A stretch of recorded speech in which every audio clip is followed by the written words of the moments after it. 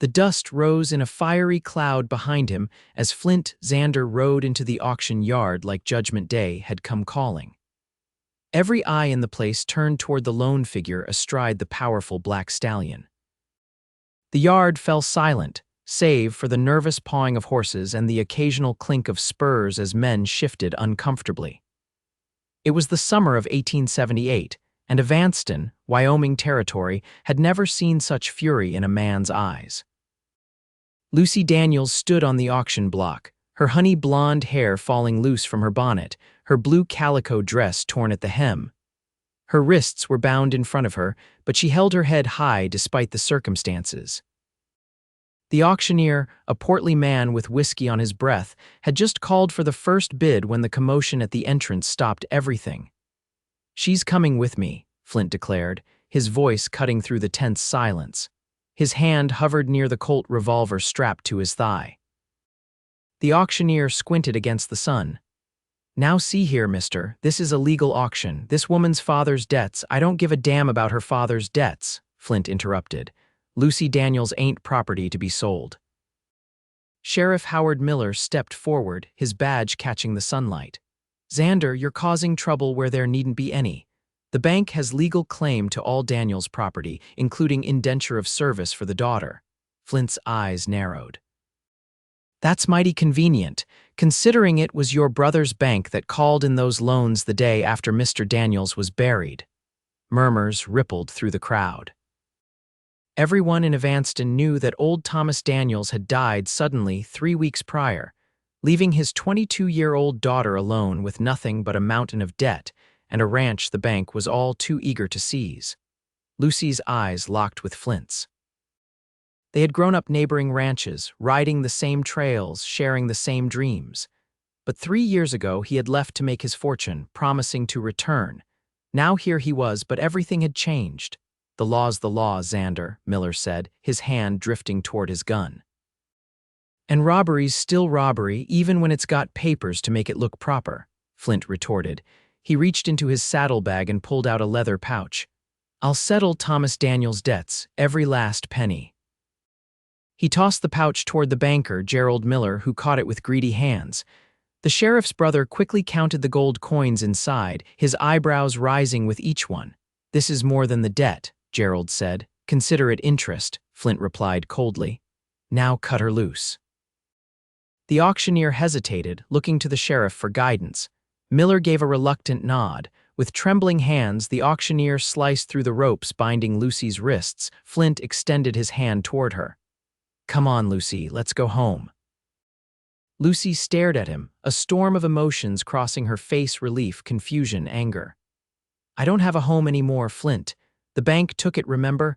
We'll figure something out," he said, his hand still outstretched. For a moment, the entire auction yard held its breath.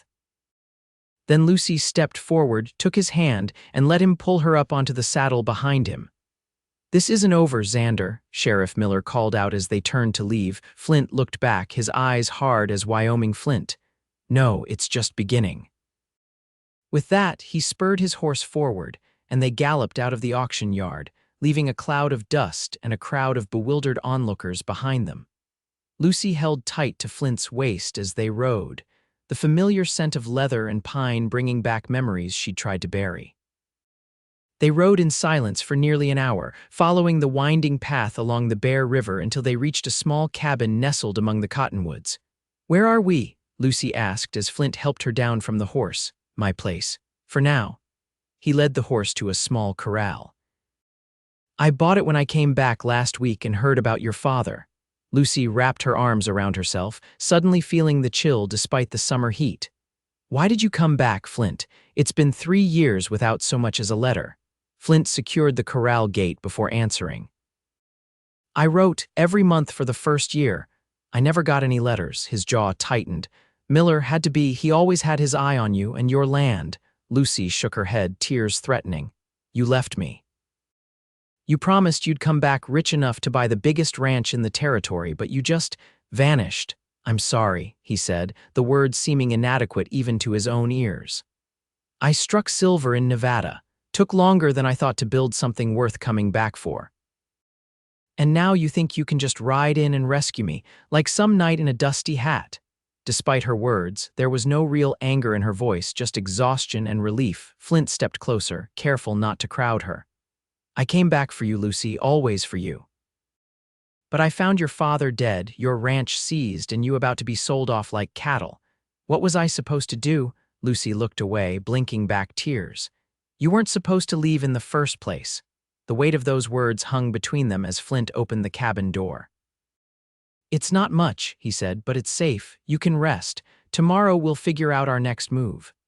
The cabin was small but clean, with a stone fireplace, a table with 2 chairs, and a curtained-off area that must have been the bedroom. "I'll sleep by the fire," Flint said, answering her unspoken question. "You take the bed." Lucy nodded, suddenly too tired to argue.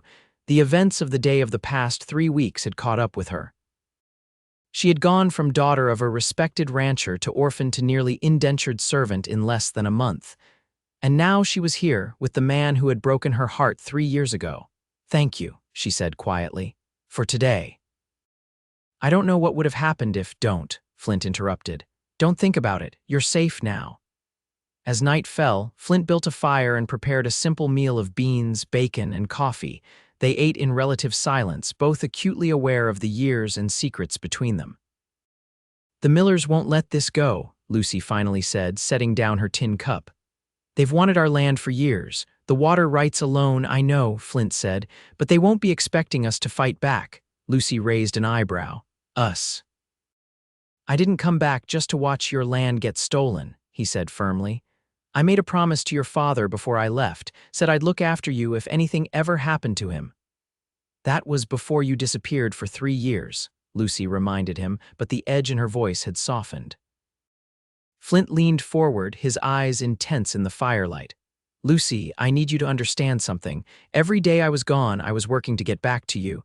Every silver dollar I pulled from the ground was one step closer to home. Then why didn't you tell me? Why just leave with nothing but promises?" "Because I was a fool," he admitted. "A proud fool who wanted to come back a success or not at all."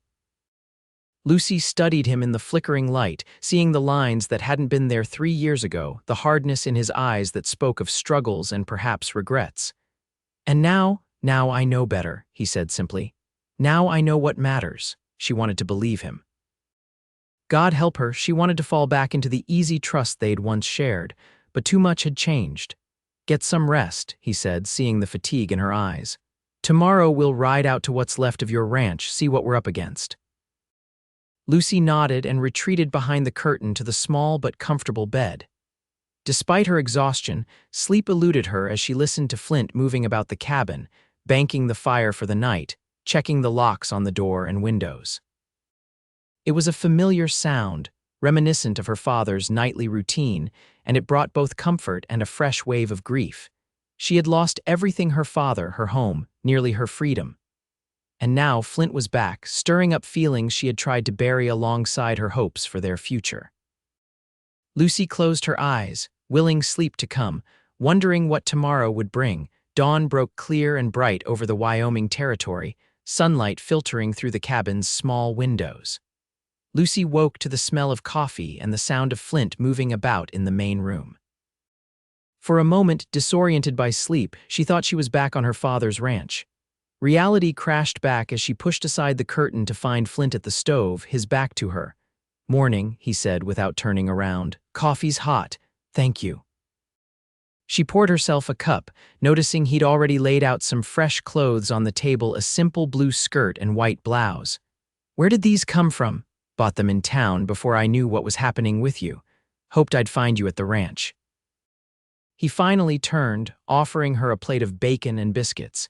They might not fit perfect, but they're clean. Lucy accepted the clothes and the food gratefully. After changing behind the curtain, she sat across from Flint at the small table. "What's the plan?" "Ride out to your place, what's left of it, see if the Millers have moved in yet. Then we talk to Judge Parker. He's always been fair, might help us contest the seizure." Lucy shook her head. "Judge Parker left for Denver last month. His replacement is Judge Fleming. He and Sheriff Miller are thick as thieves." Flint frowned. "Then we'll need another approach." They finished breakfast in thoughtful silence before saddling up Flint's stallion Midnight and a bay mare he'd kept in the corral.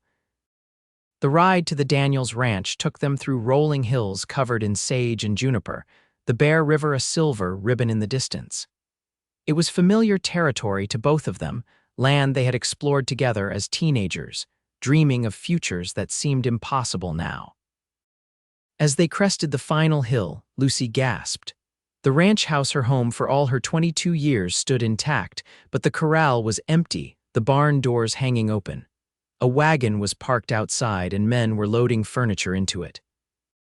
"They're clearing it out," she whispered, her hands tightening on the reins. Flint's expression darkened.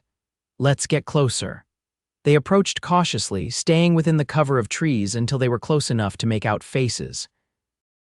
Two men Lucy didn't recognize were carrying her father's old desk out the front door. Supervising them was Gerald Miller, the banker, his expensive suit out of place in the dusty yard. "My father's things," Lucy said, her voice cracking. "Everything he built." Flint placed a steadying hand on her arm. "We need to be smart about this, Lucy. Going in guns blazing won't help." "So we just watch them take it all?" Anger flashed in her blue eyes. "No," Flint said firmly. "We gather information, build our case, then we take it all back, legal and proper." Before Lucy could respond, the sound of approaching horses drew their attention. Sheriff Miller rode up with two deputies, deep in conversation with his brother. "They're looking mighty pleased with themselves," Flint observed. They watched as the Miller brothers entered the house, emerging moments later with a box that Gerald placed carefully in his saddlebag. "The deed," Lucy realized. "My father always kept all the important papers in his desk." Flint's eyes narrowed. "Including the loan documents, probably. Why?" "Because if we can prove the loan terms were falsified or that your father was pressured into taking loans he didn't need." Lucy caught on quickly. "We could contest the seizure, but how? Those papers are riding away in Miller's saddlebag." Flint considered their options. "We need allies. People who knew your father, knew the Miller's games." "Franklin Porter," Lucy suggested. "He was Papa's lawyer before he retired. Lives over in Kemmerer now." "Good, we'll start there." Flint watched as the Millers and their men rode away from the ranch. "And we need to search your house before they clear it out completely. There might be something they missed." They waited until the wagon pulled away before approaching the ranch house. The front door hung open, and inside the rooms were half-empty, furniture gone, drawers pulled out and emptied onto the floor. Lucy moved through the house like a ghost, touching what remained of her life: a photograph of her mother who had died when Lucy was 10, a quilt her grandmother had made, her father's favorite pipe still on the mantel. "They took all the valuable things," she said, "but left the memories." Flint searched methodically, checking floorboards, looking behind the remaining furniture. In Thomas Daniels' bedroom, he found a loose board under the bed. "Lucy," he called, "come look at this." She knelt beside him as he pried up the board, revealing a small metal box. Inside were several folded papers and a leather-bound journal. "Papa's diary," Lucy breathed, taking it reverently. "He wrote in it every night." Flint examined the papers. "These are copies of loan receipts. And look," he pointed to a notation in Thomas's handwriting, "Miller changed terms after signing. If we can prove this." Lucy was already flipping through the diary. "Here," she said, her finger tracing her father's neat script. 2 months ago, Miller came by again, pressing for more loans. Claimed the bank would foreclose if I didn't take his offer. Something's not right. The land survey men were on the north pasture again today." Flint took the diary, reading further. He suspected the Millers wanted the land for something specific, but what? The water rights, maybe. "Our property controls access to the best part of the river." "Maybe." Flint carefully placed the papers and diary in his saddlebag. "Let's take what we can carry: clothes, anything with sentimental value. We'll come back for the rest when we've sorted this out." Lucy gathered her mother's photograph, the quilt, a few dresses, and her father's pipe. As she was about to leave her bedroom, she paused by the loose floorboard where she'd always hidden her treasures. Inside was a small velvet pouch containing her mother's wedding ring and a pressed wildflower Flint had given her the day before he left. She hesitated, then tucked the pouch into her pocket. Some memories were worth keeping, even the painful ones. They were about to leave when the sound of hooves made them freeze. Through the window, Lucy spotted 3 riders approaching the sheriff's deputies returning. "Back door," Flint whispered, taking her hand. They slipped out just as the men dismounted in the front yard. Keeping to the cover of trees and outbuildings, they made their way to where they'd left their horses. As they mounted up, a shout went up from the house. "Riders on the property?" "Go," Flint urged, and they spurred their horses into a gallop, racing down the hillside away from the ranch. Shots rang out behind them, but they were already too far for accurate fire. They rode hard for nearly an hour, taking a circuitous route back toward Flint's cabin, making sure they weren't followed. By the time they reached the cabin, the sun was high overhead. Lucy slid from her horse, legs shaky from the hard ride. "We need to move," Flint said as he unsaddled the horses. "They'll check here eventually." Lucy nodded, reality setting in. "We're fugitives now, aren't we? Only until we can prove what the Millers are up to." Flint led her into the cabin. "Pack what we need. Food, ammunition, the papers we found. We'll head for Kemmerer, find Porter." As Lucy gathered supplies, Flint studied her father's diary more carefully. "Lucy, listen to this. Your father writes about strangers surveying the land, men with Eastern accents asking about mineral rights. Mineral rights, there's no gold on our land. No, but there's coal, and with the railroad pushing west." Flint's eyes met hers. "The Millers might have sold your land before they even stole it." Lucy's face hardened. "Then we have to stop them." They worked quickly, packing only essentials. As Flint loaded their saddlebags, Lucy changed into riding clothes, sturdy pants, and a man's shirt she found in Flint's trunk. "My father would faint if he saw me in trousers," she said with a sad smile. "Your father would be proud of you fighting for what's yours," Flint replied. "He raised you strong, Lucy." The unexpected compliment warmed her, reminding her of easier times between them. "Flint," she began hesitantly, "when this is over, what then? You ride away again." He paused, his hands stilling on the saddle straps. "No," he said simply. "I'm not making that mistake twice." Before she could ask what he meant, a movement outside caught his attention. He motioned for silence, drawing his revolver as he peered through the window. "2 riders," he whispered. "Coming in fast." Lucy grabbed the rifle from above the door, checking that it was loaded. "Deputies? Can't tell. Get ready to run out the back if I say so." They waited in tense silence as the riders approached. Through the window, Flint finally got a clear view and relaxed slightly. "It's Will Harper and his boy," he said, recognizing their neighbor from before he'd left. "They're friends." He opened the door as the riders pulled up, raising a hand in greeting. "Will, been a while." Will Harper, a weathered man in his 50s with a gray streaked beard, nodded gravely. "Xander, heard there was trouble. Sheriff's got half the county looking for you and the Daniels girl." "Miss Daniels is here with me," Flint confirmed. "We've got evidence the Millers falsified loan documents to steal her land." Will dismounted, his teenage son Caleb staying on horseback as lookout. "Figured it was something like that. Thomas Daniels never was one to leave his girl unprotected." He looked past Flint to Lucy. "Miss Daniels, your father was a good man, helped me save my herd during the blizzard of '74. I ain't forgetting that." "Thank you, Mr. Harper," Lucy said, stepping forward. "We're trying to reach Franklin Porter in Kemmerer. He might help us prove what the Millers did." Will shook his head. "Roads are being watched. Sheriff's got men at every crossing." He hesitated, then made a decision. "But I know another way. Old hunting trail through the high country. It's rough going, but it'll get you there." "We'd be much obliged," Flint said. "Pa," Caleb called urgently from his position as lookout. "Riders coming from town, 4 of them." Will's expression tightened. "That'll be the sheriff. You 2 need to go now." He pulled a rough map from his pocket, hastily drawn on a scrap of paper.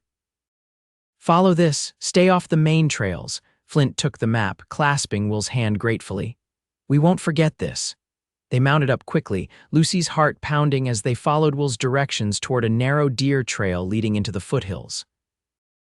Behind them, they could hear the approaching riders, the sound spurring them to push their horses faster. The trail wound upward through increasingly dense forest, the terrain growing steeper and more challenging. After an hour of hard riding, they paused in a sheltered ravine to rest the horses. "Do you think they are still following?" Lucy asked, scanning the trail behind them. Flint shook his head. Not directly. Miller knows these hills. He'll split his men, try to cut us off ahead. Lucy's expression was determined as she checked her saddle.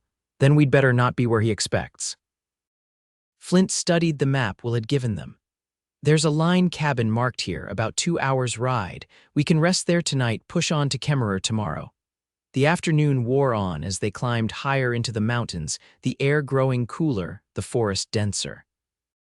When they finally spotted the small cabin tucked against a rocky outcropping, the sun was already dipping behind the western peaks. The cabin was little more than a shelter one room with a stone fireplace, abandoned but still structurally sound. Flint checked it carefully before letting Lucy enter. "It's been empty a while, but it'll do for the night," he said, clearing cobwebs from the single window. Lucy unsaddled the horses while Flint gathered firewood. By the time darkness fell, they had a small fire going, the horses secured in a natural corral formed by a bend in the rocky hillside, and a simple meal of jerky, hardtack, and coffee prepared. As they sat before the fire, the events of the past 2 days finally caught up with Lucy. She stared into the flames, tears gathering in her eyes. "I keep thinking about Papa," she said softly. "He worked so hard for that ranch, every fence post, every head of cattle. He built it all from nothing after he and Mama came west." Flint moved to sit beside her, close but not touching. "He was a good man, taught me more about ranching than my own father ever did." "He liked you," Lucy said, glancing at him. "Even after you left, he'd say that boy's got fire in him, he'll be back." Flint looked away, guilt evident in his expression. "I should have been there when he died." "We both should have," Lucy whispered. "I was in town getting supplies. When I got back, he was." Her voice broke. Without thinking, Flint put his arm around her shoulders and Lucy leaned into him, allowing herself the comfort of his familiar presence.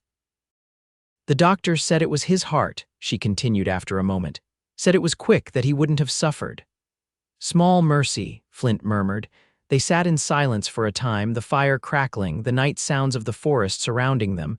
It was Lucy who finally spoke again. "Why did you really leave, Flint?" "We were," she hesitated, then pushed on. "We were talking about a future together, then suddenly you were gone." Flint sighed, his arms still around her. "Your father came to me the night before I left. Said he was in trouble, that the bank was pressuring him for payments he couldn't make.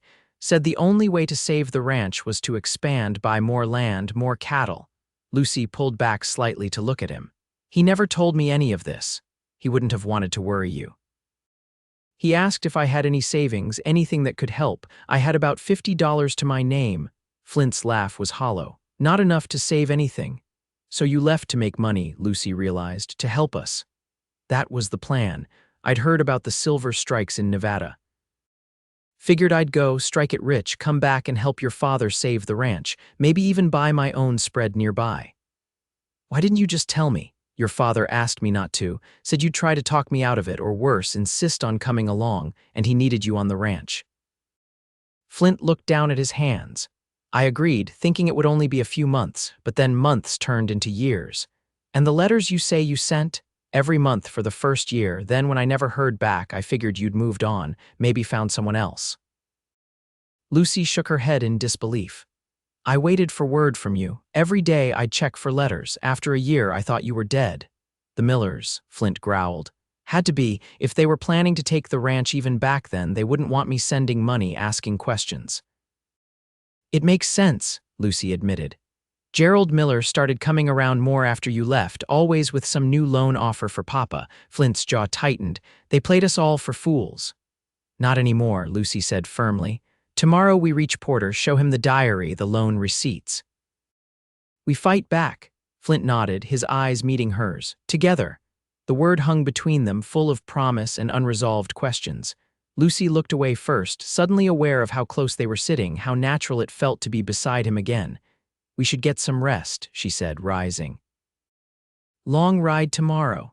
The cabin had no bed, just a dirt floor softened by pine boughs Flint had gathered. He spread his bedroll near the fire, gesturing for Lucy to take it. "I'll keep watch for a while," he said. "Make sure we weren't followed." Lucy was too exhausted to argue. She wrapped herself in the blanket, the familiar scent of Flint surrounding her. Despite everything, the danger, the uncertainty, the years of hurt, she felt safe for the first time since her father's death. "Flint," she said sleepily as her eyes drifted closed. "I'm glad you came back." He watched her from his position by the window, his heart aching with what might have been and what still could be.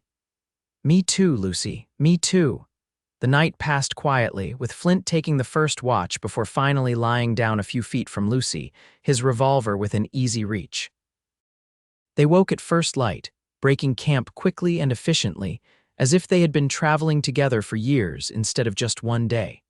The trail to Kemmerer grew more challenging as they climbed higher into the mountains, the path narrowing until they were forced to ride single file. By midday, they had reached the highest point, a rocky pass that offered a sweeping view of the valley below. "There it is," Flint said, pointing to a cluster of buildings nestled against the far side of the valley. "Kemmerer." Lucy shaded her eyes against the sun. "How long to reach it?" 3, maybe 4 hours if we push." He studied the sky, noting the gathering clouds to the west. "Storm's coming. We should try to beat it." They began their descent, the horses picking their way carefully down the steep trail. The wind picked up as they rode, carrying the scent of rain. By the time they reached the valley floor, the first heavy drops were beginning to fall. "There's a trading post ahead," Flint called over the rising wind. "We can shelter there." The trading post was a sturdy log structure with a wide porch that offered protection from the now driving rain. They tied their horses under the overhang and hurried inside, where a pot-bellied stove radiated welcome warmth. The proprietor, a grizzled man with one good eye, looked up from his ledger as they entered. "Rough day for traveling," he observed. "Just passing through," Flint replied, shaking water from his hat. "Hoping to wait out the worst of it." The man nodded, seemingly uninterested in their business. Besides themselves, the only other customers were a young couple huddled near the stove and an older man examining a display of hunting knives. Lucy moved closer to the stove, warming her hands as Flint casually browsed the shelves, keeping an eye on the door. The storm intensified outside, rain lashing against the windows, thunder rolling across the valley. "Coffee's hot," the proprietor offered. 5 cents a cup." They gratefully accepted, sipping the strong brew as they waited, speaking little in case they were overheard. After about an hour, the storm began to abate, the thunder growing more distant, the rain settling into a steady drizzle. "We should move on," Flint murmured, finishing his coffee. "Still got a ways to go before dark." As they were preparing to leave, the door swung open, admitting a gust of damp air and 2 men in rain-slicked coats. Lucy tensed, recognizing one of them as Deputy Warren, one of Sheriff Miller's men. Flint casually turned away, angling his body to shield Lucy from view. "Stay calm," he whispered. "Follow my lead." The deputies approached the counter, stamping water from their boots. "Looking for 2 fugitives," Warren announced to the proprietor. "Man and woman, both in their 20s. The man's tall, dark-haired, the woman's blonde, blue-eyed." The proprietor shrugged. "Ain't seen nobody matching that description." Warren's eyes scanned the room, passing over Flint and Lucy without recognition, their wet, muddy appearance and road-weary postures serving as effective disguise. "If you see them, there's a reward," the other deputy added, placing a crude wanted poster on the counter. $50 alive." "What they do?" the proprietor asked, examining the poster. "Theft, trespassing, assaulting an officer," Warren replied. "Dangerous types." Flint tensed but kept his expression neutral as he stepped toward the door, Lucy following close behind. They were nearly outside when the older man studying the knives suddenly spoke. "Say, ain't that them right there?" Every head in the place turned toward Flint and Lucy. For one frozen moment, no one moved. Then Warren's hand went to his gun. "Xander, stop right," Flint reacted instantly, overturning a barrel of flour that crashed between them and the deputies, sending up a choking white cloud. He grabbed Lucy's hand and they bolted through the door, leaping onto their startled horses. They galloped away from the trading post, hooves splashing through muddy puddles, the shouts of the deputies fading behind them. Instead of continuing toward Kemmerer, Flint led them off the main trail, cutting through a dense stand of pines. "We can't go to town now," he called over the pounding hooves. "They'll have men watching every approach." "What about Porter?" Lucy shouted back. "We'll have to try another way to reach him." They rode hard for several miles, eventually slowing when the horses began to tire. There was no sign of pursuit, but Flint remained vigilant, frequently checking behind them. As dusk approached, they found shelter in an abandoned hunter's lean-to deep in the forest. The simple structure leaked in places but offered enough protection to build a small fire and dry their sodden clothes. "That was too close," Lucy said, wringing water from her hair. "They're really hunting us," Flint nodded grimly. "The Millers must be desperate to keep us from reaching Porter, which means we're on the right track." Lucy sat cross-legged by the fire, studying her father's diary. "Listen to this entry from January. Miller claims coal vein runs through north section. Offered to buy just that parcel. Refused him." "Coal," Flint repeated. "With the railroad expanding, a good coal deposit would be worth a fortune. And worth stealing a ranch for," Lucy added bitterly. Flint stared into the fire, thinking, "We need a new plan, can't go into Kemmerer directly. Maybe we don't have to." Lucy looked up from the diary. "Papa mentions Porter has a summer cabin on Hams Fork, about 10 miles north of town. If he's retired, he might be there instead of in town." "Worth a try," Flint agreed. "We'll head there at first light." They ate a spare meal of the last of their provisions, both acutely aware that they needed to find help and supplies soon. As night deepened, the temperature dropped, their small fire providing inadequate warmth against the mountain chill. Lucy shivered, pulling her damp blanket tighter around her shoulders. Without comment, Flint moved to sit beside her, offering his body heat.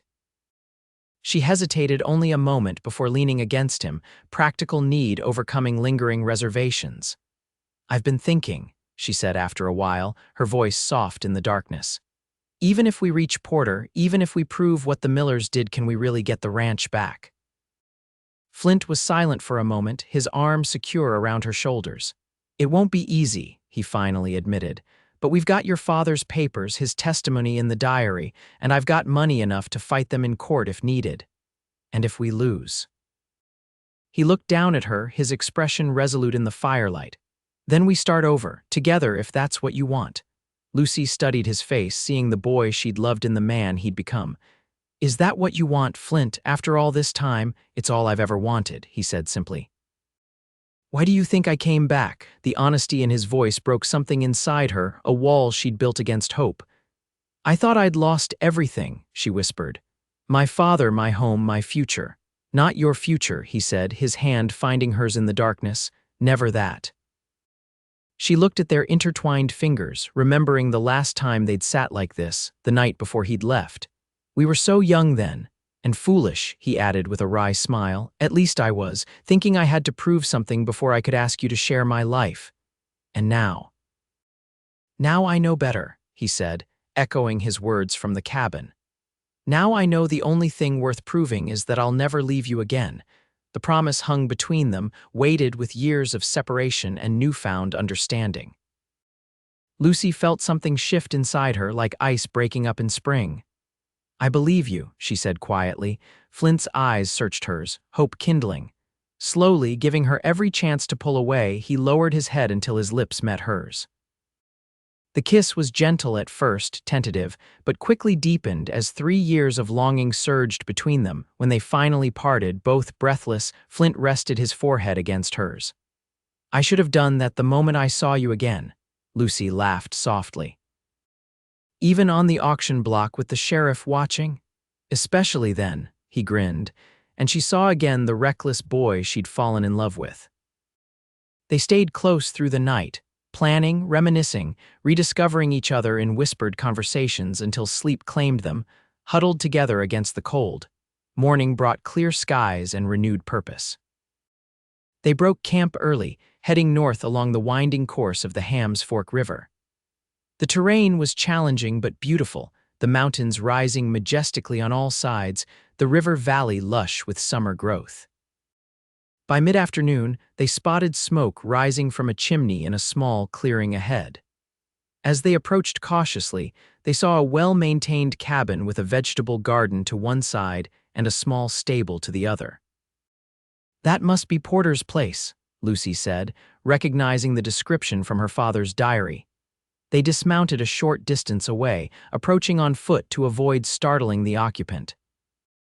Before they reached the door, it swung open to reveal a tall, lean man in his 60s, a shotgun held casually but ready in his hands. "That's far enough," he called. "State your business." Flint raised his hands to show they were empty. "Mr. Porter, Franklin Porter. We're friends of Thomas Daniels." The name had an immediate effect. Porter lowered the shotgun slightly. "Thomas is dead," he said flatly. "Heard it last month." "He was my father," Lucy said, stepping forward. "Lucy Daniels, and this is Flint Xander." Porter's weathered face softened. "I remember you both.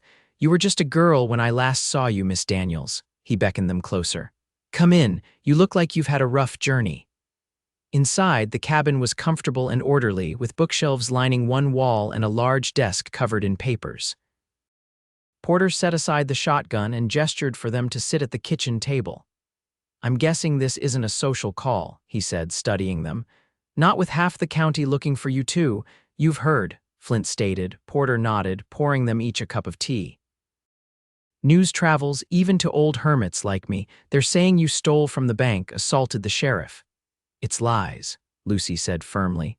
"The Millers falsified loan documents to steal our ranch. When my father died, they accelerated all the notes, claimed the bank owned everything including me." Porter's eyebrows rose. "Including you? They were auctioning her off for indentured service when I arrived," Flint explained, his voice hardening at the memory. "I paid the debt, took her away. That's when they started hunting us." Lucy placed her father's diary and the loan receipts on the table. "We think it's about more than just the ranch. There's coal on our land." Porter picked up the diary, adjusting his spectacles as he began to read. His expression grew increasingly grave as he turned the pages. "Thomas suspected as much," he finally said. "He came to me in January asking about mineral rights. I told him that under territory law, the original land grant included subsurface rights. Which means the coal belongs to whoever owns the land," Flint concluded. "Exactly." Porter examined the loan receipts next.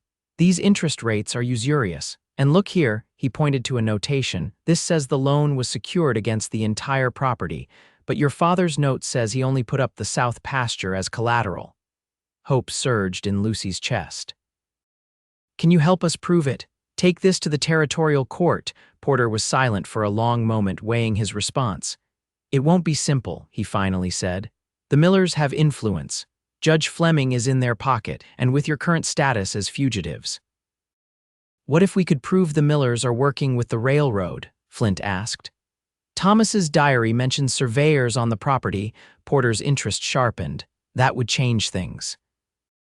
Collusion between the bank and the railroad to defraud landowners that would get the attention of the federal authorities, not just the territorial court."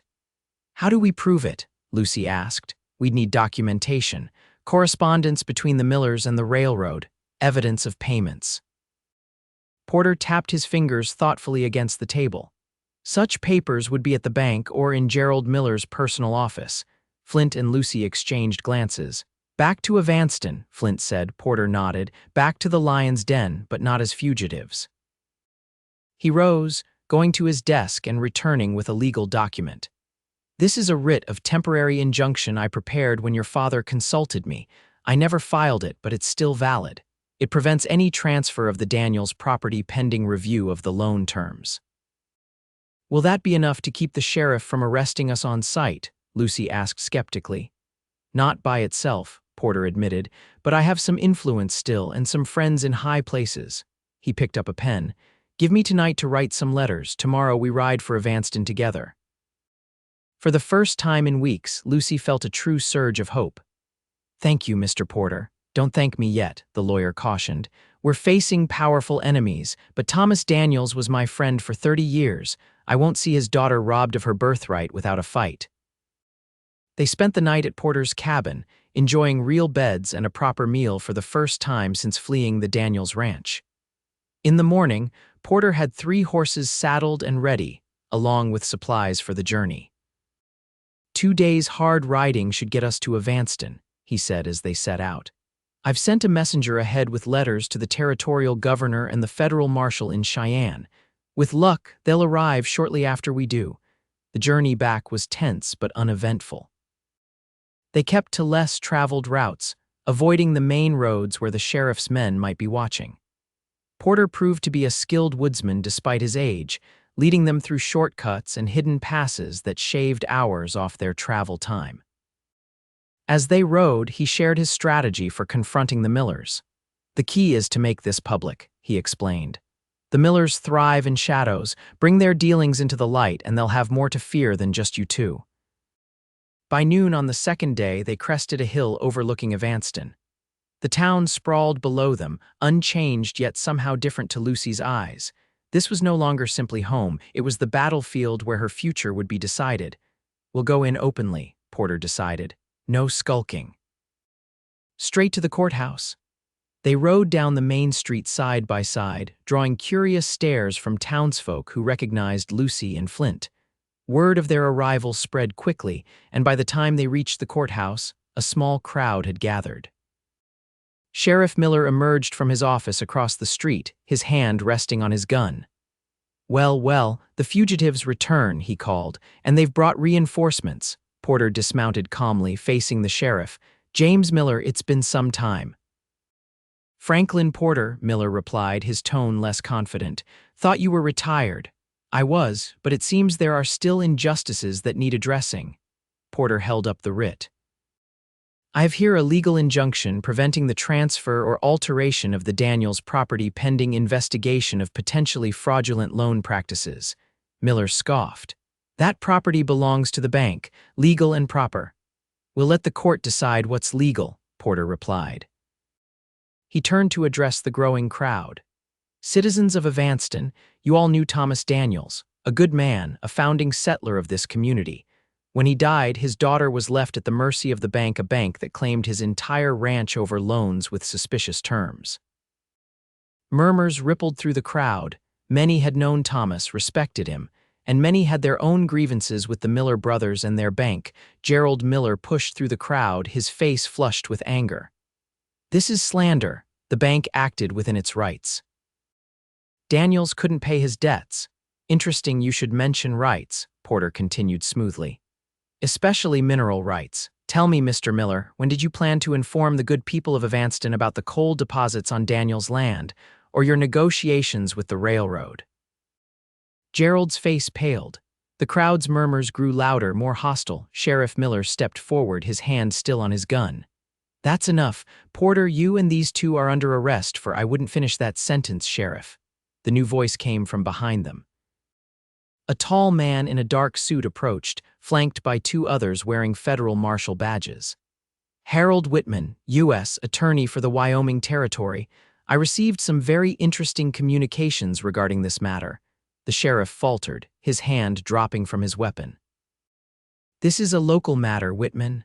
Not when it involves potential fraud affecting interstate commerce," Whitman replied. "The railroad falls under federal jurisdiction." "And allegations of collusion between a bank and a railroad to defraud citizens of their property that definitely interests my office." Lucy glanced at Flint, hardly daring to believe this sudden turn of events. His eyes met hers, equally astonished but glimmering with triumph. Whitman turned to Porter. "I understand you have documentation supporting these allegations." "I do," Porter confirmed. "Miss Daniels has her father's diary detailing the pressure tactics used by the Millers. We also have evidence suggesting the loan terms were altered after signing." "That's absurd," Gerald Miller sputtered. "The bank's records clearly show—" "Yes, the bank's records," Whitman interrupted. "I'd very much like to see those. Marshals, please accompany Mr. Miller to the bank. Secure all loan documents relating to the Daniels property." The Millers exchanged panicked looks as one of the marshals took Gerald by the arm, leading him away. The sheriff made as if to intervene, then thought better of it when Whitman fixed him with a steely gaze. "As for you, Sheriff," Whitman continued, "I understand there are outstanding warrants for these two individuals." He gestured toward Flint and Lucy. "There are," Miller confirmed, rallying slightly. "Based on what evidence?" Miller hesitated. "Theft from the bank, assault, theft of what, exactly?" Whitman pressed.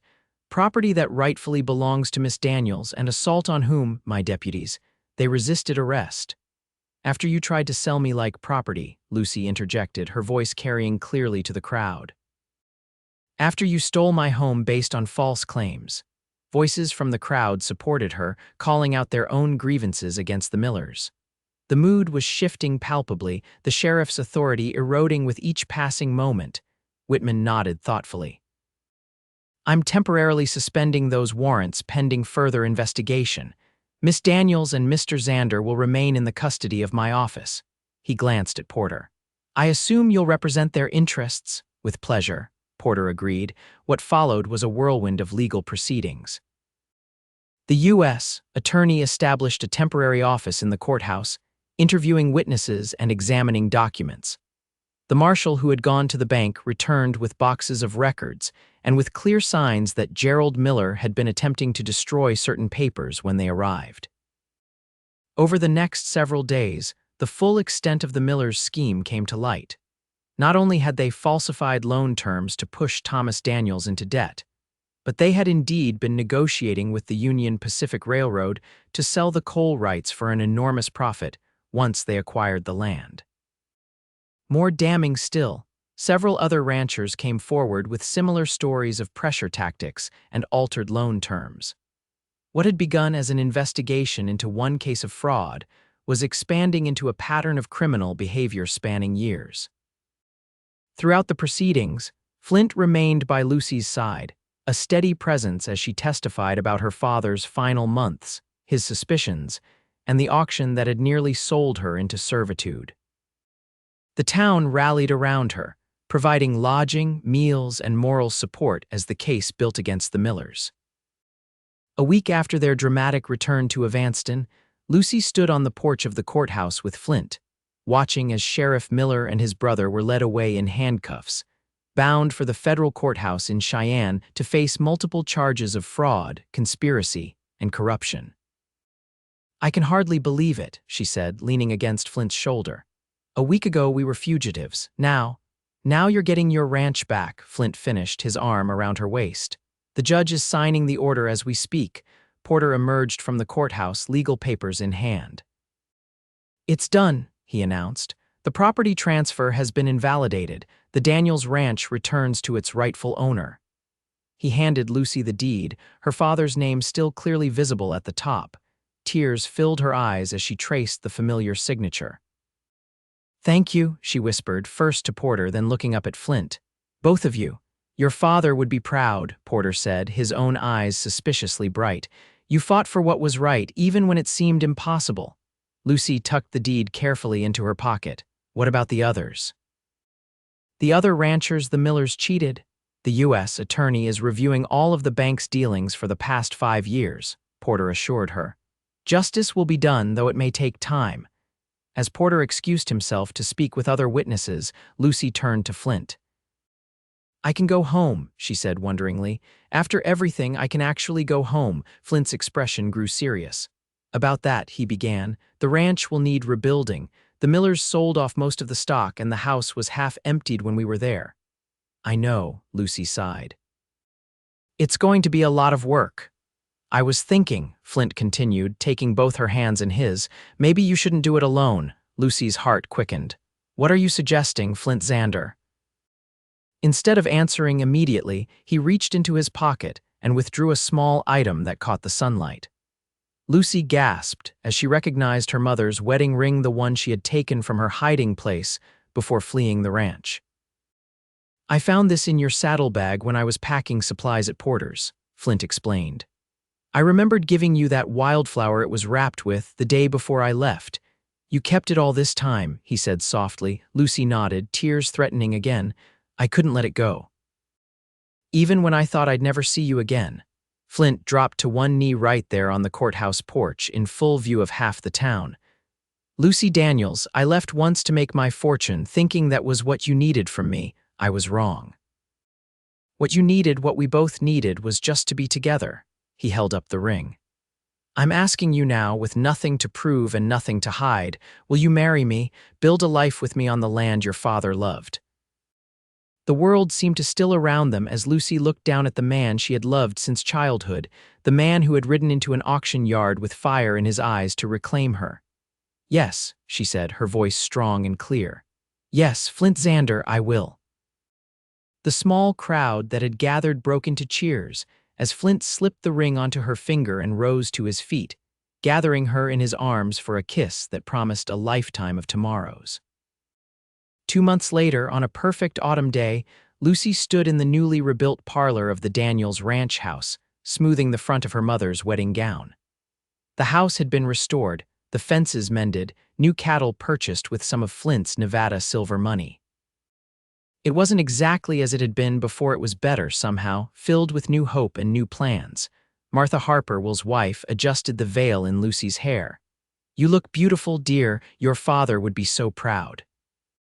"I wish he could be here," Lucy said, touching the locket around her neck that contained her parents' portraits.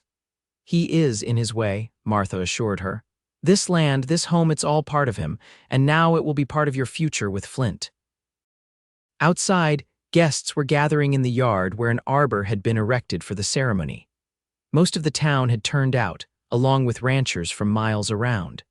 The miller's downfall and Lucy's triumph had become something of a local legend, a story of justice prevailing against the odds.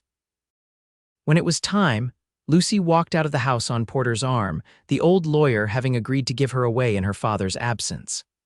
Flint waited beneath the arbor, tall and handsome in a new suit, his expression transforming to wonder as she approached. Judge Adams, the newly appointed territorial judge who had presided over the final restoration of the Daniels property, conducted the ceremony. Under a canopy of golden leaves, with the Bear River Valley spreading out below them and the mountains rising majestically in the distance, Lucy and Flint exchanged vows to love and cherish each other for all their days. "By the authority vested in me by the territory of Wyoming, I now pronounce you husband and wife," Judge Adams declared. "Mr. Xander, you may kiss your bride." The kiss was sweet and full of promise, sealing a love that had endured separation, danger, and nearly overwhelming odds. When they turned to face their friends and neighbors as Mr. and Mrs. Xander, the applause was thunderous. The celebration lasted well into the evening, with music and dancing, stories and laughter. As twilight fell, Lucy and Flint slipped away from the festivities to stand on the porch of their home, looking out over the land that was now truly theirs together. "Happy?" Flint asked, his arm around her waist. "More than I ever thought possible," Lucy replied, leaning into him. "When Papa died, I thought I'd lost everything. I never imagined I'd end up gaining so much." "We've only just begun," Flint promised. "The ranch will grow. Maybe we'll add to the house eventually when we need more room." Lucy smiled up at him, a hint of mischief in her eyes. "More room." "Are you planning something I should know about, Mr. Xander?" "Just thinking ahead," he grinned, pulling her closer. "A few little Xanders running around wouldn't be so bad, would it?" "Not bad at all," she agreed, resting her head against his chest. "A whole new generation to love this land the way we do." From inside came the sounds of music and merriment, their friends celebrating their union. Tomorrow would bring the first day of their married life, the beginning of all they would build together. But for now, this moment was enough, standing together on the land they had fought for, under a sky full of stars, their future stretching out before them like a promise kept. Spring came early to the valley the following year, bringing green grass, wildflowers, and the birth of their first child, a son they named Thomas Flint Xander, in honor of the grandfather he would never know. As Lucy cradled the newborn in the bedroom of their expanded ranch house, Flint sat beside her, his face a mixture of awe and adoration. "He's perfect," he whispered, touching his son's tiny hand. 10 fingers, 10 toes, and his mother's smile," Lucy laughed softly. "He's 6 hours old, Flint." "I don't think that's a smile just yet. Trust me," Flint insisted. "He's got your smile and your father's chin." His voice grew tender. "He would have been so proud to see his grandson." "He knows," Lucy said simply, believing it with all her heart. Outside their window, the ranch was thriving. The winter had been mild, allowing their expanded herd to flourish. The new barn stood tall against the horizon, and fields that had lain fallow during the miller's brief ownership now rippled with early wheat. In town, changes were also evident. With the millers gone and their corruption exposed, Evanston was experiencing a renaissance of sorts. A fair bank had opened under new ownership. The railroad had ultimately negotiated honestly for access to the coal deposits, bringing jobs and prosperity rather than exploitation. Franklin Porter had officially come out of retirement, establishing a law practice that specialized in protecting the rights of ranchers and farmers against corporate interests. He was a frequent dinner guest at the Xander Ranch, becoming something of an honorary grandfather to young Thomas. On a warm day in June, as their son neared his second month of life, Flint and Lucy sat on the porch of their home, watching the sunset paint the mountains in shades of gold and purple. Thomas slept peacefully in Lucy's arms, his tiny features relaxed in complete trust. "I got a letter from Nevada today," Flint mentioned casually. "The silver mine is still producing. Our share of the profits should arrive next month." Lucy nodded, adjusting the blanket around their son. "Good, we can put it aside for Thomas, and for any brothers or sisters who might come along." Flint raised an eyebrow. "Already thinking about more, are you?" Eventually, she smiled. "I always wanted siblings growing up. It got lonely being an only child on a ranch this size." "Our children won't know that loneliness," Flint promised, reaching over to take her hand. "This place will always be full of life and love." They sat in comfortable silence for a while, savoring the peace they had fought so hard to secure. In the distance, a rider approached Will Harper's son Caleb, now working as their foreman, returning from checking the north pasture. "You know," Lucy said thoughtfully, "sometimes I think about that day at the auction yard, how different everything might have been if you hadn't come back when you did." Flint squeezed her hand. "I wouldn't have let them take you, not for all the gold in California or silver in Nevada." "My hero," she teased gently, though her eyes held genuine gratitude. "Not a hero," he corrected. "Just a man who finally figured out what really matters." As the first stars appeared in the deepening blue of the evening sky, they shared a kiss that held all the warmth and promise of their life together, a kiss that spoke of challenges overcome and joys yet to come. In the years that followed, the Xander Ranch became one of the most prosperous in the territory. Thomas was joined by two sisters, Emma Rose and Catherine Marie, and eventually by another brother, William Porter Xander, named for their loyal friends. Lucy established a school on their property, initially for their own children, but eventually serving neighboring ranches as well. Her reputation as a fair and dedicated teacher spread throughout the county, and young people came from miles around to benefit from her instruction. Flint's business acumen and hard work expanded their holdings, but he never forgot the lessons of the past. He established fair practices for his workers, many of whom were immigrants seeking opportunity in the West.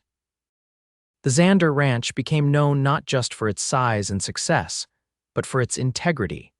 When Wyoming achieved statehood in 1890, Flint was among those invited to the ceremonies in Cheyenne. By then, he had become a respected voice in territorial politics, advocating for the rights of small ranchers against the growing power of cattle barons and railroad magnates. On their 20th wedding anniversary, as they watched their children, now ranging from 19-year-old Thomas to 9-year-old William, play baseball in the yard with the children of their workers and neighbors, Flint put his arm around Lucy's still slender waist. "Did I ever tell you," he asked with a mischievous grin, "about the moment I knew I had to come back to Evanston?" Lucy leaned into him, comfortable in the decades of love they had built. "I don't think so. I was in a saloon in Carson City. Had just sold my share of the mine for more money than I'd ever dreamed of having, was celebrating, thinking about what to do next." His voice grew softer, remembering. "This stranger sits down next to me, starts talking about Wyoming territory, says he's headed there to work for some banking brothers who were buying up land for the railroad." Lucy stiffened slightly. "The Millers?" Flint nodded. He didn't name them, but he mentioned Evanston. Talked about how they were foreclosing strategically on properties with coal deposits. Said there was one big ranch they were especially keen on getting. "Our ranch," Lucy breathed. "I was on a horse the next morning," Flint confirmed. "Rode so hard I wore out 2 mounts getting back here." Lucy turned in his arms to face him. "All these years, and you never told me that part of the story." "Never seemed important," he shrugged. "What mattered was getting back to you."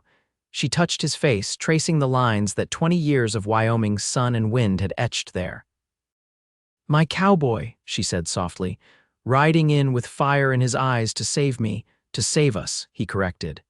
"Everything we have, everything we've built, it was always meant to be ours together."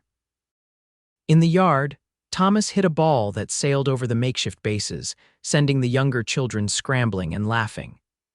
The sound of their joy echoed across the land that had been fought for, nearly lost, and ultimately transformed into a legacy that would endure for generations.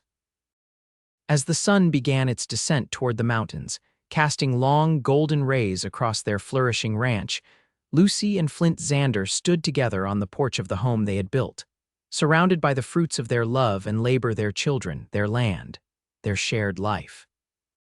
"I'd do it all again," Flint said, his voice husky with emotion. "Every hard mile, every risk, every fight, knowing it would lead us here." Lucy leaned up to kiss him, a kiss that still held the passion of their youth but was enriched by the deep, abiding love that only time and shared struggle can create. "So would I," she whispered against his lips. "So would I." And as twilight gathered around them, the first stars appearing in the vast Wyoming sky, they knew that the fire that had brought them together, the fierce determination that had allowed them to reclaim what was rightfully theirs, still burned strong. It would continue to light their way forward, illuminating a future filled with challenges and triumphs, sorrows and joys, but always, always faced together.